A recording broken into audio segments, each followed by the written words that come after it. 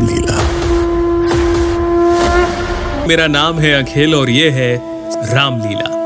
माना जाता है कि आदि कवि वाल्मीकि जी ही इस कलयुग में गोस्वामी तुलसीदास जी के रूप में जन्मे और उन्होंने मानव जाति के उद्धार के लिए संवत 1631 में रामचरितमानस की कथा का आरंभ किया।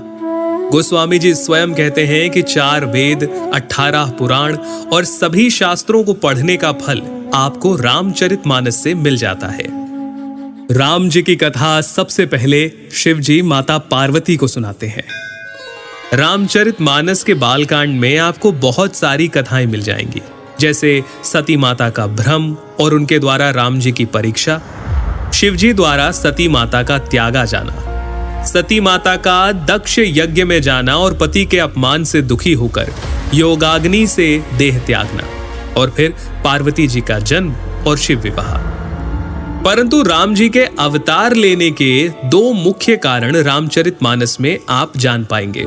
पहला, मनु और शत्रुपा का 10,000 वर्षों तक का कठिन तप, जहां वो प्रभु से कहते हैं कि हमें आप जैसा पुत्र प्राप्त हो, जिसके उत्तर में करुणा निधान भगवान कहते हैं, ऐसा ही हो हे राजन, मैं अपना समान कहां जाकर खोजूं?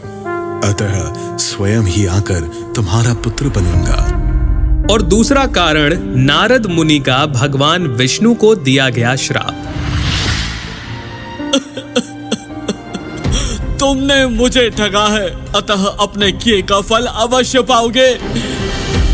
तुमने हमारा रूप बंदर सा बना दिया, अब बंदर ही तुम्हारी सहायता करेंगे।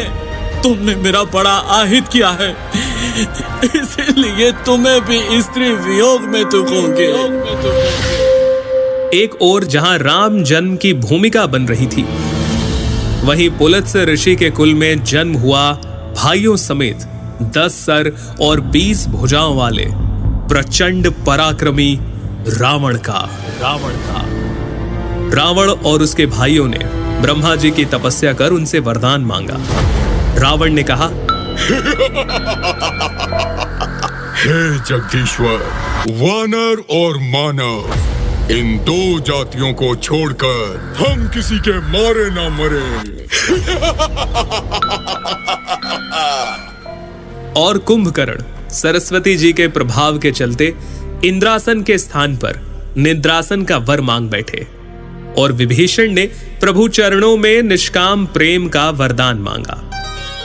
चलिए आगे बढ़ते हैं और आते हैं राजा दशरथ पर, जिन्हें ग्लानि थी कि उन्हें कोई पुत्र नहीं था।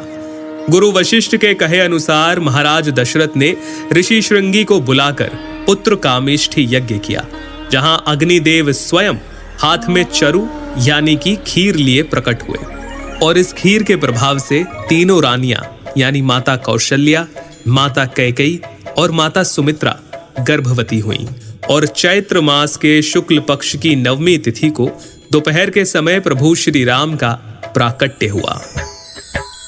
9वीं तिथि मधुमास पुनीता, 9वीं तिथि मधुमास पुनीता, शुक्ल पक्ष अभिजीत हरि प्रीता, मध्य दिवस अति शीत न घामा, पावन काल लोक विश्रामा।